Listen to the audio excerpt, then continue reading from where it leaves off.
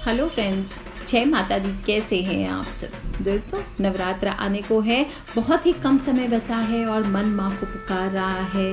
मन में मेरे संताप भरा है, आंसू बहते अखियों से कैसे मुस्काऊं, तुझ तक कैसे पहुँच मैं पाऊँ माँ, अश्रुधार भरी आंखों से किस विधि दर्शन पाऊँ माँ। कदम कदम कांटे पड़े हैं, ऊंची नीची खाई माँ, दुखों की बेड़ी पड़ी पाँव में, किस विधि चलकर आऊँ माँ। और सिंह की सवारी करके लाल चुनरिया ओढ़ मैया, सुहागन का श्रृंगार बनकर, जीवन में बहार बनके, घर में आशीर्वाद देने, बच्चों को दुलार देने, तुम ही अब आ जाओ माँ। स्वागत में तरसती है अखियाँ, दर्शन देने आओ माँ। मैया तेरा स्वागत है, मेरी नैया पार लगाओ माँ, नैया पार लगाओ माँ। बोलिए दुर्गे मात की जय, अम्बे मात की जय। दोस्तों, दिव्य स्त्री शक्ति देवी दुर्गा को समर्पित शारदीय नवरात्र है और शरद ऋतु के साथ इनका आगमन हो रहा है और इन नवरात्र को शारदीय नवरात्र कहे जाते हैं। 9 दिनों तक त्याग और समर्पण का प्रतीक माना जाता है। भक्तों की आस्था और विश्वास का प्रतीक है ये त्योहार। देवी दुर्गा की पूजा आज की नहीं, प्राचीन काल से चली आ रही है। श्री राम जी ने भी देवी शक्ति की आराधना कर दुष्ट राक्षस रावण का वध किया था और समाज को ये संदेश दिया था कि बुराई पर हमेशा अच्छाई की ही जीत होती है। सर्वपितृ अमावस्या के साथ 6 अक्टूबर को श्राद्ध समाप्त हो रहे हैं और अगले दिन यानी 7 अक्टूबर 2021 गुरुवार से नवरात्र प्रारंभ हो जाएंगे और एक ही दिन में इस बार 2 तिथियां पड़ने की वजह से नवरात्र 8 दिन चलने वाले हैं। 9 अक्टूबर शनिवार को तृतीय तिथि सुबह 7:48 तक रहेगी। इसके बाद चतुर्थी शुरू हो जाएगी जो अगले दिन 10 अक्टूबर दिन रविवार को सुबह 5 बजे तक रहने वाली है। और ध्यान रखना चाहिए कि इस बार आपको चित्रा नक्षत्र में नवरात्र की शुरुआत हो रही है। इससे साधना, साहस और संतोष की प्राप्ति होती है। दुर्गा पूजा के 9 दिन तक देवी दुर्गा का पूजन, देवी दुर्गा सप्तशती का पाठ, ये सभी क्रियाकलाप करने चाहिए। और माँ दुर्गा के 9 स्वरूप शैलपुत्री, ब्रह्मचारिणी, चंद्रघंटा, कूष्मांडा, स्कंद माता, कात्यायनी, कालरात्रि, महागौरी और सिद्धिदात्री देवी का पूजन करना चाहिए। मैंने दूसरे वीडियो में इन सभी की 9 साधनाओं की विधि, 9 दिन आपको कौन कौन से मंत्र करने हैं, क्या करना है, सारा डिटेल बताया है, आप जाके सुने। और प्रतिपदा तिथि के दिन सुबह स्नान आदि से निवृत्त होकर, प्रतिपदा तिथि यानी पहली तिथि से आपको उस दिन सुबह सुबह जल्दी उठना चाहिए, स्नान आदि से निवृत्त होकर संकल्प करना चाहिए। संकल्प मन ही मन थोड़े से जल हाथ में लेके कर ले कि हाँ मैं 9 दिन तक माँ देवी की पूजा करूँगा या करूँगी। और इस प्रकार से जल को फिर धरती पे छोड़ दीजिए और व्रत का संकल्प लेने के बाद ब्राह्मण द्वारा या स्वयं ही आपको मिट्टी की बेदी बनाकर जौ बोना चाहिए। अगर आपके पास ज़मीन पे जगह नहीं है, किसी परात में या चौड़े बर्तन में भी आप बेदी बो सकते हैं और इस बेदी पर आप घट स्थापित कर सकते हैं। घट यानी कि कलश स्थापना करनी होती है। कलश के अंदर गंगा जल आदि, कलश स्थापना की संपूर्ण विधि मैंने दी हुई है, आप देख लें। और कलश स्थापना में पहले कलश में जल आदि और भी चीज़ें डाल करके आपको उसके ऊपर एक प्लेट में थोड़ा अनाज रखना चाहिए। एक मिट्टी के बर्तन में या स्टील की कटोरी में अनाज रखें, उसके ऊपर आपको नारियल स्थापित करना चाहिए। नारियल जब स्थापित करेंगे, ध्यान रखना है आपको नारियल का मुख आपकी तरफ होना चाहिए, यानी जिधर से आप पेड़ से नारियल तोड़ते हैं उसका मुख आपको अपनी तरफ रखना चाहिए। मैंने देखा है बड़े बड़े बहुत जगह देखा है ऐसा सीधा रख देते नारियल, ऐसा आप प्लीज़ ना रखें। और माँ दुर्गा की प्रतिमा हो, फोटो हो, जो भी आप स्थापित कर सकते हैं, उनका पूजन करें और धूप दीप आपको करना चाहिए। दीप, अखंड दिया आप जला सकते हैं तो बहुत अच्छी बात है। अखंड दीप आपको स्थापित करना चाहिए, वो भी कैसे मेंटेन किया जाता है वो मैंने बताया है। और इस साल माँ दुर्गा डोली पर सवार होकर आ रही हैं। देवी भागवत पुराण में कहा गया है कि नवरात्र की शुरुआत सोमवार या रविवार से होती है तो माता हाथी पर आती है, शनिवार मंगलवार को घोड़े पर आती है और जब नवरात्र गुरुवार या शुक्रवार से प्रारंभ होता है तो माता डोली पर सवार होकर आती है। बहुत ही अच्छा रहने वाला है साधकों के लिए। हालांकि विश्व में थोड़ा उथल पुथल होगा, नेचुरल कैलामिटीज थोड़ी आ सकती है, लेकिन स्त्रियों के लिए विशेष रूप से बहुत फलदायी होने वाला है। नवरात्र का पहला दिन 7 अक्टूबर को है, घट स्थापना का दिन। इस दिन माँ शैलपुत्री की पूजा की जाती। प्रथम स्वरूप है माँ शैलपुत्री चंद्रमा को दर्शाती है और इनकी पूजा से चंद्रमा से संबंधित दोष समाप्त होते हैं। इनका पसंदीदा रंग लाल है जो कि उल्लास, साहस और शक्ति का रंग माना जाता है। और इस दिन आपको लाल रंग का प्रयोग करने पर माँ शैलपुत्री शीघ्र प्रसन्न होकर निर्णय क्षमता में वृद्धि करती है, इच्छित फल प्रदान करती है। इस दिन देवी माँ के चरणों पर गाय का शुद्ध घी आपको चढ़ाना चाहिए और ओम शैलपुत्रे नमः इस मंत्र का आप ज़्यादा से ज़्यादा जप कीजिए। ओम एम ह्रीम क्लीम चामुंडाय विच्चे इसका जप कीजिए। इससे आरोग्य का आशीर्वाद मिलता है, सभी व्याधियाँ दूर होती है, शरीर निरोगी होता है। जो लोग भी घट स्थापना करेंगे, आपको बता दूं प्रतिपदा तिथि का प्रारंभ 6 अक्टूबर को शाम को 4:34 पर हो रहा है और प्रतिपदा तिथि की समाप्ति होगी 7 अक्टूबर को दोपहर को 1:46 पर। तो इस बार पूरा दिन आपको घट स्थापना के लिए शुभ नहीं है, 2 ही मुहूर्त है। पहला मुहूर्त है 7 तारीख को सुबह 6:17 से लेकर 7:44 तक और इस समय शुभ चौघड़िया मुहूर्त बेस्ट मुहूर्त यही है। और अगर नहीं कर सकते तो आप स्थिर लग्न में भी कर सकते हैं, सुबह 9:30 बजे से लेकर 11:43 तक शुभ स्थिर लग्न रहने वाला है। ये समय भी श्रेष्ठ ही है, खराब नहीं है। और नवरात्र की जो अष्टमी पूजन करेंगे जो लोग भी, वो अष्टमी पूजन की तिथि आपकी 13 अक्टूबर को रहेगी। 12 अक्टूबर को रात को 9:47 पे प्रारंभ होगा अष्टमी तिथि और जो लोग भी नवमी पूजन करेंगे वो 13 अक्टूबर को रात को 8:07 से शुरू हो रहा है नवमी तिथि। तो आप 14 अक्टूबर को शाम को 6:42 तक रहने वाला है, तो 14 अक्टूबर को आप करेंगे। विजयदशमी की पूजा भी आपको 15 अक्टूबर को होगी। 14 अक्टूबर को शाम 6:52 से शुरू हो रहा है। दशमी तिथि की समाप्ति शाम को 6:02 पर हो रही है और इस दिन आपको पूजन करना है दशमी का और अपने समय के अनुसार आप घट स्थापना कर सकते हैं। सृष्टि की शुरुआत जो हुई थी उसकी पहली फसल जौ थी, इसलिए जब देवी देवताओं की पूजा करते हैं तो हवन जो करेंगे इसमें जौ की आपको बलि चढ़ानी चाहिए और जौ ही आपको उगाना चाहिए। जौ कैसे उगाएंगे? जो बेदी बोएंगे उसमें जौ ही उगाना आपको चाहिए। जौ बोने के पीछे कहा जाता है कि भविष्य से संबंधित कुछ बातों के संकेत मिलते हैं और अन्न को ब्रह्म माना गया है और हमें अन्न का सम्मान करना चाहिए, यही बताती है नवरात्र। नवरात्र के दूसरे दिन यानी 8 अक्टूबर को आपको ब्रह्मचारिणी माँ की पूजा करनी चाहिए। कुंडलिनी जागरण हेतु माँ शक्ति प्रदान करती है और माँ ब्रह्मचारिणी को पीला रंग अत्यंत प्रिय होता है। इस दिन पीले रंग के वस्त्र धारण करें और ये मंगल ग्रह को नियंत्रित करने वाली देवी है। तो आपके जीवन में अगर मंगल ग्रह के बुरे प्रभाव पड़ रहे हैं तो आपको माँ ब्रह्मचारिणी की पूजा करनी चाहिए। उनके मंत्र ओम ब्रह्मचारिणी नमः, बाकी जो भी बीज मंत्र आदि हैं वो मैंने दूसरे वीडियोस में शेयर किया है, आप वहाँ जाके डिटेल्ड पूजा विधि देख लीजिए। इस दिन देवी माँ को शक्कर का भोग लगाना चाहिए और देवी के चरणों में अर्पित करने के बाद परिवार के सदस्यों में इस शक्कर को आपको बांटना चाहिए, इससे सभी की आयु में वृद्धि होती है।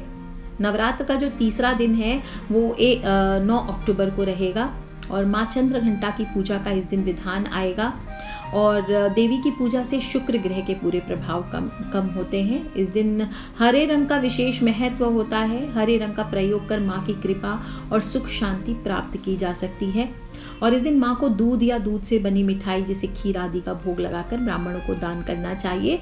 ताल मखाने की खीर आदि भी बना सकते हैं, फलाहार करना चाहते हैं तो इससे दुखों से मुक्ति होकर परम आनंद की प्राप्ति होती है। नवरात्र का चौथा दिन यानी कि माँ कूष्मांडा की पूजा का विधान है 10 अक्टूबर को और इसी दिन आपको 5वें दिन की पूजा यानी माँ स्कंद माता की भी पूजा करनी चाहिए। और माँ कूष्मांडा की पूजा इसलिए करते हैं क्योंकि सूर्य का मार्गदर्शन करती है माँ कूष्मांडा और इनकी पूजा करने से सूर्य देव के कुप्रभावों से बचा जा सकता है। रोगों को दूर करके धन यश की प्राप्ति और की जा सकती है और इस दिन ग्रे कलर के कपड़े आपको पहनना चाहिए। इनको मालपुए का भोग इस दिन लगाया जाता है और इस भोग को आप चाहें तो मंदिर में दान करें और फिर प्रसाद अपने परिवार सहित आपको भी प्रसाद लेना चाहिए। ऐसा करने से बुद्धि का विकास होता है, साथ साथ निर्णय शक्ति भी बढ़ती है। नवरात्र का छठा दिन यानी कि 5वां दिन रहेगा पर छठे दिन की पूजा यानी कि माँ कात्यायनी की पूजा इस दिन होगी, वो है 11 अक्टूबर को और माँ कात्यायनी बृहस्पति ग्रह को नियंत्रित करती है। जिन लोगों को भी शादी विवाह में प्रॉब्लम्स आ रही हैं और जिनके भी बृहस्पति के बुरे प्रभाव जिनके जीवन में पड़ रहे हैं तो ऋषि कात्यायन की पुत्री है माँ कात्यायनी और इनको सफ़ेद रंग अति प्रिय है जो कि शांति का प्रतीक माना जाता है और इस दिन विशेष रूप से सफ़ेद रंग का प्रयोग शुभ रहेगा। नवरात्र के छठे दिन माँ देवी को शहद का भोग लगाना चाहिए। शहद का भोग लगाने से इस दिन देवी को मनुष्य के अंदर आकर्षण शक्ति में वृद्धि होती है। माँ के मंत्रों का जप कीजिए, ओम कात्यायनी नमः। फिर 7वें दिन माँ कालरात्रि की पूजा का विधान आता है। माँ कालरात्रि शनि ग्रह को नियंत्रित करती है। देवी की पूजा से शनि के बुरे प्रभाव कम होते हैं। माँ का पसंदीदा रंग गुलाबी है और इस स्वरूप के पूजन में गुलाबी रंग का प्रयोग बहुत शुभ होता है। इस दिन गुलाबी रंग वस्त्र धारण करें और माँ का भी श्रृंगार करेंगे तो गुलाबी श्रृंगार करें। और नवरात्र का 7वें दिन देवी माँ को गुड़ का भोग लगाना चाहिए। इससे नैवेद्य चढ़ाने से और फिर इसे ब्राह्मण को दान करने से, परिवार सहित इस भोग को आरोगने से शोक से मुक्ति मिलती है, आकस्मिक आने वाले संकटों से रक्षा होती है। नवरात्र का 8वां दिन यानी कि माँ महागौरी की पूजा का विधान आता है और 13 अक्टूबर को रहने वाला है। और इस दिन माँ देवी महागौरी की पूजा करनी चाहिए। राहु ग्रह को नियंत्रित करने वाली देवी है। देवी माँ की पूजा से राहु के बुरे प्रभाव कम होते हैं और भक्तों में प्रसन्नता का संचार करती है। इस दिन हल्का नीला या आसमानी रंग का ही प्रयोग करना शुभ माना जाता है, जो कि असीम शांति को प्रदान करता है। और नवरात्र के 8वें दिन माता रानी को आपको नारियल का भोग लगाना चाहिए और नारियल का ही दान करना चाहिए। इससे एक तो संतान संबंधी सभी परेशानियों से छुटकारा मिलता है और देवी माँ की कृपा बढ़ती है। और इसी दिन जो लोग भी कन्या पूजन आदि करना चाहते हैं, अष्टमी का कड़ाई करते हैं, माँ का हवन आदि करते हैं, वो इस दिन कर सकते हैं। और 9वें दिन, नवरात्र के 9वें दिन यानी कि माँ सिद्धिदात्री की पूजा का विधान आता है, जो कि 14 अक्टूबर को रहने वाला है। और इस दिन देवी सिद्धिदात्री की पूजा करने का विधान आता है। माँ देवी सिद्धिदात्री केतु ग्रह को नियंत्रित करती है और देवी की पूजा से केतु के बुरे प्रभाव कम होते हैं। माँ सिद्धिदात्री के पूजन में भी आप मोर वाला जो हरा रंग होता है उसका उपयोग कर सकते हैं। चंद्रमा की पूजा इस दिन करनी चाहिए, सर्वोत्तम दिन है। और 9वीं तिथि के दिन तिल का भोग लगाकर ब्राह्मणों को दान करना चाहिए। इससे मृत्यु भय से राहत मिलती है, साथ ही अनहोनी होने की घटनाओं से भी बचाव आता है। जो लोग भी दशमी के दिन पारण करना चाहिए, आपको इसी दिन दुर्गा विसर्जन किया जाता है। विजयदशमी का पर्व है। इस दिन आप जो कपड़े चाहे रंग के वो पहन सकते हैं। 15 अक्टूबर को रहने वाला है। और नवरात्र पर किए जाने वाले ये 9 दिन के उपवास के पश्चात उसकी पारणा आपको जरूर करनी चाहिए, यानी कि संपूर्णता होने की परंपरा। कोई भी चीज़ जो हम करते हैं उसमें पुनराहुति उसकी ज़रूर करनी चाहिए। और इस दिन कुछ लोग अष्टमी तक भी करते हैं, तो अष्टमी को भी करेंगे तो भी आप 9वीं को पारण कर सकते। जो लोग 9वीं तक पूजा पाठ करते हैं वो 10वीं को पारण करेंगे। इस प्रकार से आपको करना चाहिए। कहा जाता है कि देवी दुर्गा और महिषासुर के बीच लगातार 9 दिनों तक युद्ध चला था और आखिरकार महिषासुर की हार हुई थी और हत्या के साथ युद्ध समाप्त हुआ था। और नवरात्र त्योहार का 9वां दिन राक्षस पर देवी की शक्ति, ताकत और ज्ञान के साथ जीत का प्रतीक है। इसलिए नवरात्र पारण को नई और अच्छी शुरुआत के लिए भी शुभ माना जाता है। और 10 दिनों तक माँ के 9 स्वरूपों की पूजा की जानी है। इस प्रकार से जो लोग भी व्रत आदि करना चाहते व्रत करें। एक समय फलाहार करें, एक समय आप चाहे तो सात्विक भोजन कर सकते हैं। प्याज लहसुन आदि नहीं करना चाहिए। अब जिनके कल्चर में चलता है, जैसे बंगाल आदि में अगर आपके यहाँ प्याज लहसुन मांस मदिरा ये चलता है तो आप कर सकते हैं सेवन। लेकिन जो सात्विक पूजन करेंगे, जो लोग सात्विक नवरात्र मनाते हैं, उनके लिए ये सख्त मनाही होती है। इस दिन आप क्या खा सकते हैं आपको बता दूं शॉर्ट में। बहुत लोग परेशान रहते हैं क्या खाएं क्या ना खाएं। तो फ्रूट्स तो आप सारे खा सकते हैं, केला, अंगूर, संतरा, पपीता, खरबूजा जो भी है। सब्जियों में आपको लौकी, कद्दू, आलू, अरबी, शकरकंद, गाजर, कच्चा केला, खीरा और टमाटर सिर्फ यही व्रत के दौरान खाए जा सकते हैं। दूध, दही, पनीर, मक्खन, घी, कंडेंस्ड मिल्क ये तो खा ही सकते हैं आप। और ड्राई फ्रूट्स भी आप खाएं, ये एनर्जेटिक बना के रखता है। काजू, बादाम, पिस्ता, मूंगफली, खरबूजे के बीज, किशमिश, अखरोट जो अवेलेबल हो वो खा सकते हैं। नमक इस दिन नहीं खाना चाहिए। सेंधा नमक खा सकते हैं। चीनी, शहद, गुड़, जीरा, लाल मिर्च पाउडर, सरसों, अमचूर और तरह तरह के साबुत मसाले आप व्रत में यूज़ कर सकते हैं। अच्छा, आटा, अनाज, चावल ये नहीं खाया जाता है। आपको खाना है तो अरारोट का आटा, साबूदाना का आटा, कुट्टू का आटा, राजगीरे का आटा, सिंघाड़े का आटा, समा के चावल आप ये खा सकते हैं।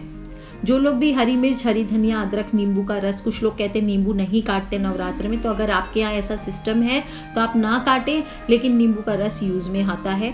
और वैसे तो व्रत की ज़्यादातर डिशेस घी में तैयार होती है। इसके अलावा आप मूंगफली का तेल भी इस्तेमाल कर सकते हैं। और नवरात्र में प्याज लहसुन आपको नहीं खाना है। गेहूं का आटा, मैदा, चावल, सूजी, बेसन व्रत में नहीं खाया जाता। नॉर्मल नमक भी व्रत में खान पान के दौरान आपको नहीं इस्तेमाल करना है। ये तो हुई भोजन की बात। साथ ही साथ जो लोग उपवास करेंगे उनको 9 दिन तक दाढ़ी, मूछ, बाल काटना ये नहीं करना चाहिए, नाखून नहीं काटने चाहिए, वैक्सिंग आदि जो स्त्रियां कराती है उनको नहीं करना चाहिए। ध्यान रखना चाहिए कि कलश स्थापना अगर आप कर रहे हैं तो घर को खाली नहीं छोड़ना चाहिए। कभी भी अगर ऐसा कोई है कि बच्चे स्कूल गए, आप बिल्कुल अकेले हैं, घर पे छोटी फैमिलीज है आजकल, अगर ऐसे जाना पड़ रहा है तो आप गणेश जी को द्वार पे बैठा के जाइए, छोटे से गणेश जी की मूर्ति को, और बोलिए, या फिर गणेश जी के सामने खड़े होकर हाथ जोड़ें, बोले कि आप घर को संभालना, मैं अभी आती हूँ लौट कर। ऐसे बोल करके आपको घर जाना चाहिए। ऐसे ट्राई करें कि आपको घर खाली छोड़ना ही नहीं। और रात में भी घर को माँ के सामने ही आपको सोने की व्यवस्था थोड़ी करनी चाहिए, क्योंकि स्थापना करते हैं तो माँ का आह्वान होता है। माँ कन्या रूप होती है, छोटी होती है, डर जाती है माँ, तो कहते हैं कि कन्या को अकेले रात्रि के समय नहीं छोड़ना चाहिए। तो आप अपने भाव के ऊपर है, आप कितने भाव से, श्रद्धा शक्ति से पूजा करना चाहते हैं। और कन्या पूजन के बिना अधूरा रहता है आपका व्रत। जो लोग भी उपवास करते हैं उन्हें कन्या पूजन ज़रूर करना चाहिए, इस बात का ध्यान रखें। और नवरात्र के समय कुछ लोग क्या करते हैं, दिन काटना है, अब तो दिन में भी सो गए 3-4 घंटे, रात में भी जल्दी सो गए, व्रत किया। नहीं, आपको बता दूं कि दिन में सोना, सुबह भी जल्दी उठना चाहिए, दिन में सोना निषेध होता है, और रात्रि को भी आपको समय से सोना चाहिए। और ध्यान रखना चाहिए, ब्रह्मचर्य का पालन करना बहुत इंपॉर्टेंट है। अगर आपने फास्ट रखा हुआ है, सात्विकता से आप रहना चाहते हैं, माँ के पाठ आदि कर रहे हैं, तो आपको सात्विकता बरतनी बहुत ज़रूरी है। और जो लोग भी महिलाएं मासिक धर्म में रहेगी, पीरियड्स में रहेंगी, उनको माँ को पूजा नहीं करनी है। मानसिक जप आप चाहें तो कर सकते हैं, या आप कर सकते हैं। क्रोध हो, चुगली हो, बुराई हो, इस तरह से किसी की चीज़ें चोरी करना आदि, ये चीज़ें आपको नहीं करनी चाहिए, ये सभी बुरे फल देते हैं। और अगर आप पूजा पाठ कर भी रहे हैं माँ का और इस तरह के व्यवहार कर रहे हैं, दूसरों का अपमान कर रहे हैं, तो आपको कोई भी पूजा का फल नहीं मिलता, इस बात का ध्यान रखें। किसी को भी हर्ट ना करें। अच्छे से एक नई शुरुआत है, जैसे एक नव शिशु का जन्म होता है माँ की कोख से। ये नवरात्र के जो 9 दिन होते हैं, जैसे कि माँ 9 महीने तक बच्चे को अपने पेट में रखकर फिर बाहर बच्चा आता है, दुनिया देखता है, इसी तरह से 9 दिन आपको रहना है। बिल्कुल माँ से जुड़ करके रहिए, हर वक्त माँ का ध्यान करें, हर वक्त माँ की बातें करें, हर वक्त माँ से, किसी से बात भी करते तो माँ की बातें करें। कुछ भी आपके मन में भाव आए, पहनना, ओढ़ना, सजना, संवरना, कुछ भी खाना पीना, भोजन, सब माँ के अनुसार करें। जैसे माँ के कोख में आप माँ वो खा रही हैं, उस तरह से माँ वो पहन रही है, इस तरह से आपको बिहेवियर रखना चाहिए। और माँ के मंत्रों का ज़्यादा से ज़्यादा जप करें, क्योंकि उनकी वाइब्रेशन से आपकी ऑरा पॉजिटिव होने वाली है। तो कर लीजिए दोस्तों। मैंने बहुत ही छोटे से कम शब्दों में आपको बताने की कोशिश की है कि किस प्रकार से आपको घट स्थापना किस मुहूर्त में करना है, 9 दिन किस प्रकार से देवियों की आराधना करनी है, किस प्रकार से आपको भोजन आदि करना है, किस प्रकार से व्यवहार रहना है, विधि नियम सब बताए हैं। कुछ छूट गया हो तो आप मुझे वीडियो के नीचे लिख के ज़रूर पूछ लें। खिलखिलाते रहे, मुस्कुराते रहे, सब्सक्राइब करके रखें ताकि आने वाले वीडियो से आप और मैं कनेक्टेड रहें। माँ के काफ़ी सारे पाठ, कलश स्थापना, अखंड ज्योत कैसे रखनी है, सब मैंने दिए हुए हैं। प्लेलिस्ट की लिंक मैं वीडियो के नीचे लिख दे रही हूँ, तो आप उसमें जाकर के चेक कर लें, जो भी आपके काम के वीडियोज़ हैं। आज के लिए इतना ही दोस्तों। खिलखिलाते रहे, मुस्कुराते रहे। Take care friends, love you all. जय माता दी, बम बम भोलेनाथ की। माता रानी आप सभी की रक्षा करें, इसी कामना के साथ आज के लिए इतना ही। Take care.